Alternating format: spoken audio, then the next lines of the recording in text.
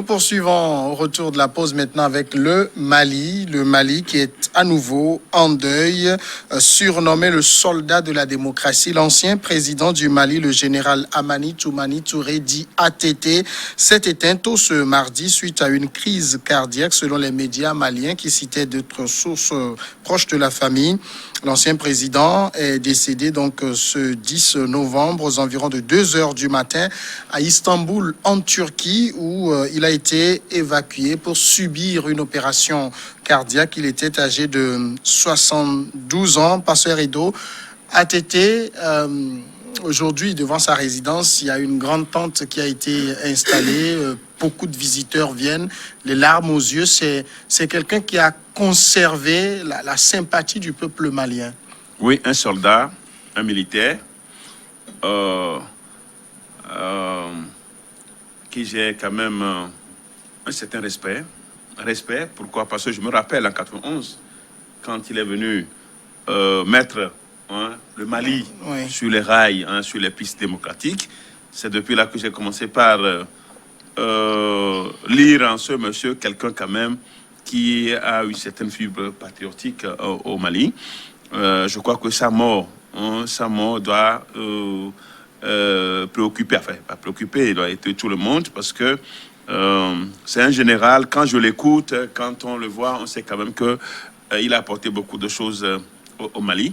Mais là où le bas blesse, 60 ans après, presque toutes les personnalités africaines, tous les chefs d'État d'Afrique meurent, soit les personnalités africaines meurent toujours en dehors du continent africain, faute d'infrastructures sanitaires appropriées. Ça, c'est ce qui est... Mais Samuel, ça fait très mal. Que la plupart vont se faire soigner dans les pays occidentaux. 60 ans après nos indépendances.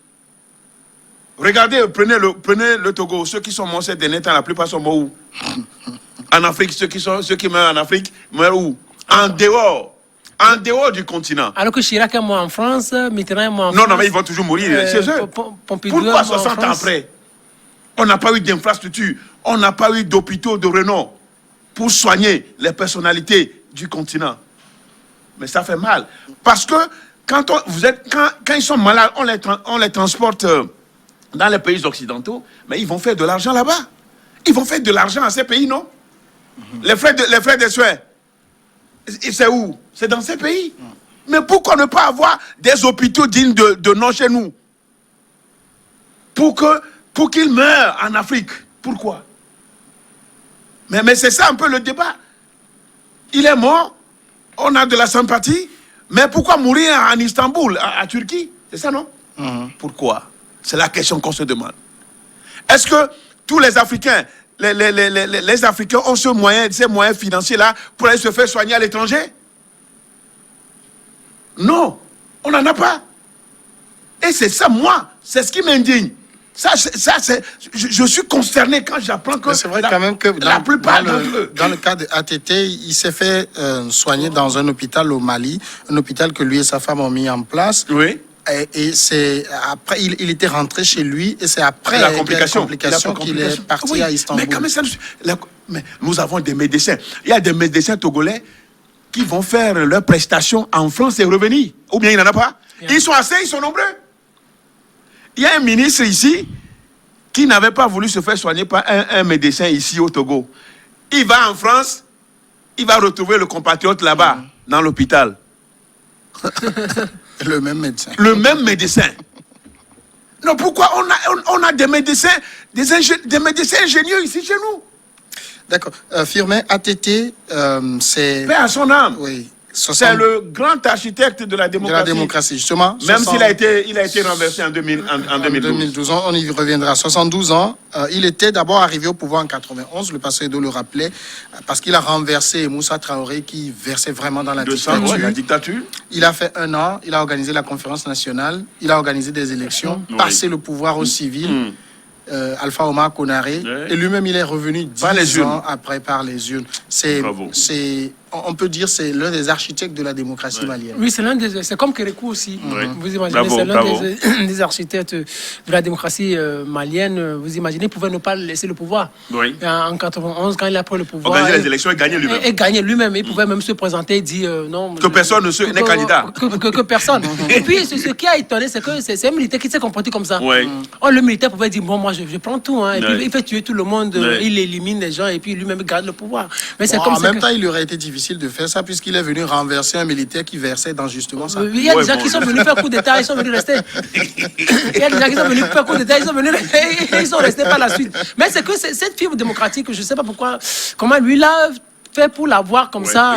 il a eu, bravo, aussi ouais, lui. militaire, soit futile à l'époque, mais il a exemplaire. Lui, Un militaire tout le monde salue son côté humilité. Oui, Il paraît que il il est très humble. il est très humble. Et puis c'est pour cela que quand il est revenu, les gens ont voté Pour lui. Deux fois de suite, hein. deux fois de suite face Il à. était à la fin de son mandat. Oui. Oui, 2 mois de la fin, mois, il a ouais, été ouais. renversé. Oui, exactement. Et le premier message, c'était face à Soumaïla Cissé. Oui. Soumaïla Cissé en 2002, donc, ou en 2007.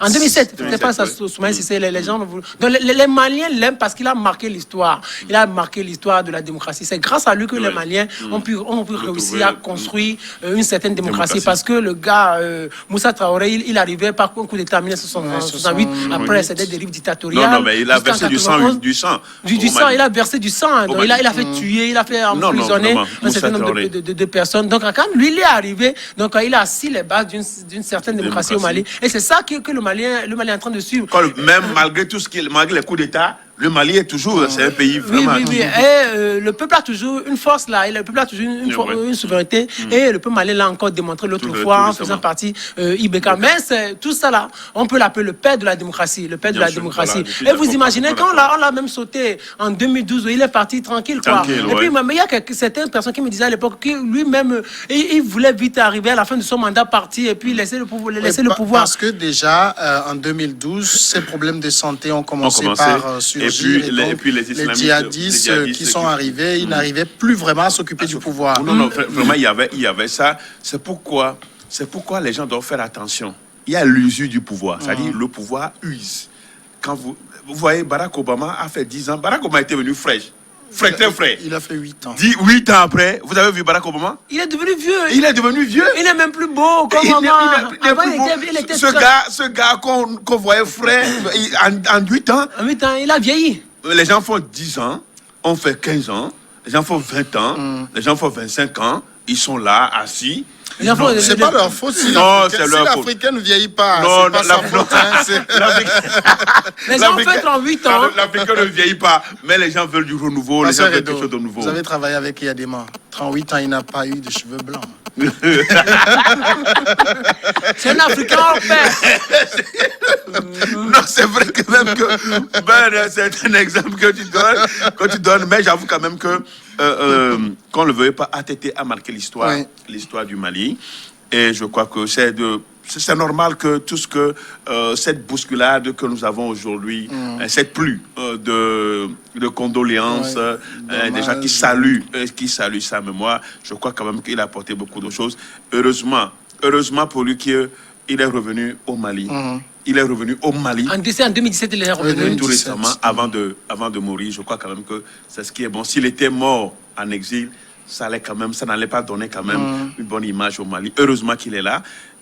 Comme je venais de le dire, c'est qu'il n'est pas mort sur le territoire malien. Il est allé mourir encore dans un hôpital hors du continent. Moi, c'est ce qui me fait mal. Mais j'avoue quand même que ce monsieur, il a apporté beaucoup de choses au Mali. Et sa mort, 72 ans, il doit avoir encore un peu de vigueur. 72 ans, il doit être encore en vie. C'est le problème cardiaque. C'est le problème cardiaque qui l'a précipité. Nous ne pouvons que saluer la mémoire de ce militaire, au pair, qui a quand même donné une certaine appréciation sur la culture démocratique. Et je crois que cela doit servir de leçon aux autres militaires.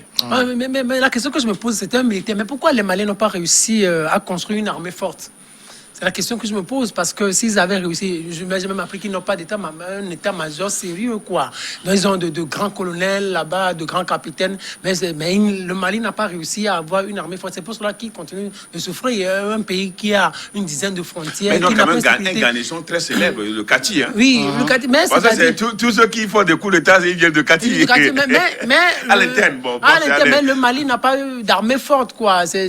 Mais pourquoi ils n'ont pas... ils n'avaient pas ça comme vision. Ils n'avaient pas ça. Bien sûr, il a construit une démocratie, mais un pays qui est toujours fragilisé sur le plan sécuritaire. Donc, et il part comme ça. Le Mali aujourd'hui vit une période transitoire. Normalement, après près de 30 ans de démocratie, le Mali ne doit plus vivre ça. Ne doit plus retomber comme ça, quoi. Le Mali est en train de retomber, en train de ressusciter. Après tout cet effort-là que lui il a fait, c'est aujourd'hui qu'on cherche encore d'autres voies pour sortir de cette crise-là. Et peut-être, on ne sait pas, peut-être du jour au lendemain, il y aura encore d'autres crises. Il y aura encore d'autres coups d'État. Donc, pourquoi le Mali...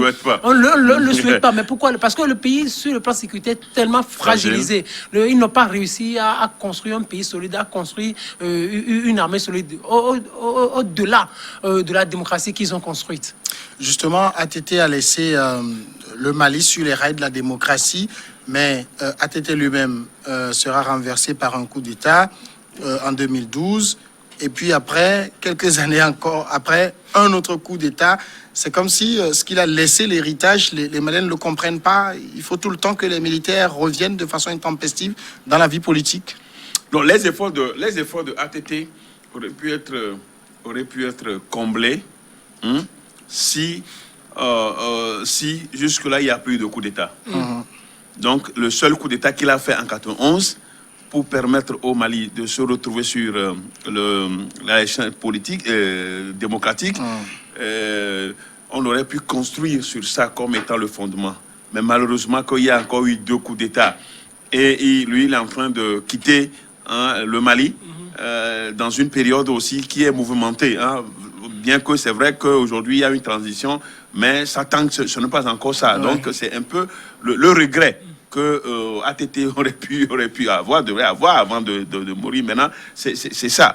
Et c'est pourquoi nous prions que le Mali, désormais, se relève pour jamais, pour ne plus tomber dans ces trucs de coup d'État qu'on a connus, qui fragilisent les institutions. Dès qu'il y a un coup d'État, toutes les institutions en place sont fragilisées, sont presque inexistantes. Il faut recommencer. Donc, s'il faut partir d'un éternel recommencement, le Mali finira par être dernier de la classe. Pourtant, c'est l'un des pays, que le Bénin et le Mali, qui ont quand même connu d'alternance depuis 91. Donc 30 ans maintenant, je crois qu'il devait être en avant, vraiment en avant. Le Mali et le Bénin devaient être vraiment en avant parmi les pays francophones. Et vous voyez ce qui se passe encore au Bénin. Le Bénin, c'est la dictature qui revient. La dictature, avec Talon, une certaine dictature qui est en train de revenir. Non, Talon dit qu'il est en train de mettre fin au pagaille. Puisque le Bénin, c'est un pays de pagaille. C'est ce qu'il dit.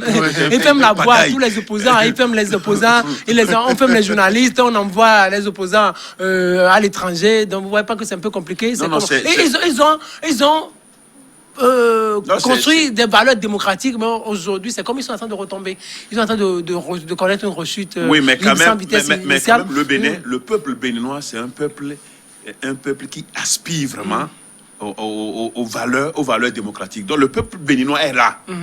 Même si tout ce que le Talon est en train de faire, le peuple béninois reste ce peuple béninois qui est là, un peuple vraiment enraciné dans la démocratie. Malheureusement, qu'au sommet de l'État, les notions sont autres. Et c'est ça. Puisque tout pourrit, quand ça pourrit par la tête, c'est fini. Parce que ça pourrit, aujourd'hui, c'est pourri par la tête. Et les Béninois vraiment se cherchent, même peut-être, est-ce que ils vont peut-être envier ce qui se fait au Togo, mais malheureusement, nous sommes sur même longueur d'onde. Nous, notre démocratie est en marche, n'est-ce pas? Mais je ne sais pas si vous avez vu cette image qui circulait, une vidéo où un Béninois, en tout cas, vantait lors d'une émission. Mais le Togo est un pays qui ne crie pas sur tous les toits, mais qui fait des exploits en matière de démocratie, de promotion de la femme. Et je crois que je laisse en a posé encore. J'ai lu tout ce qu'on dit sur ce journaliste. Bon, ce n'est pas faux. C'est sa manière d'apprécier. Parce que le Bénin, ils font beaucoup de bling-bling, mais dans le fond, c'est creux. Il n'y a rien dedans. Non, écoutez. Je suis très bien placé pour parler du Bénin, Pasteur Edo. J'ai des origines là-bas. Non, mais sur le plan de la démocratie, sur le plan de la démocratie, même le Ghana, on ne peut pas parler de. On ne peut pas comparer le Togo et le Ghana ou le Togo et le Bénin. Hein. Ils ont l'alternance, certes. Ils ont l'alternance, mais il y a des socles. Non, qu'est-ce que vous appelez? Vous m'étonnez. Oui, bien sûr. En quoi, Pasteur? Non, je ne comprends pas. Non, vous ne comprenez pas. Non, on ne peut pas comparer. Le Togo et le Ghana sur le plan de la démocratie. Non, moi, je l'assume. Écoutez, les Ghanéens ont réussi l'alternance, mais n'ont pas réussi la démocratie. Attendez, si on veut pas comparer le Togo et le Ghana sur le plan de la corruption, le Togo ne vient pas en tête, hein, mais le Ghana est en pole position. Non, la corruption, c'est un grand obstacle. Vous savez pourquoi? Non, vous savez pourquoi Obama est venu? Vous savez ce qu'Obama a dit aux Ghanéens?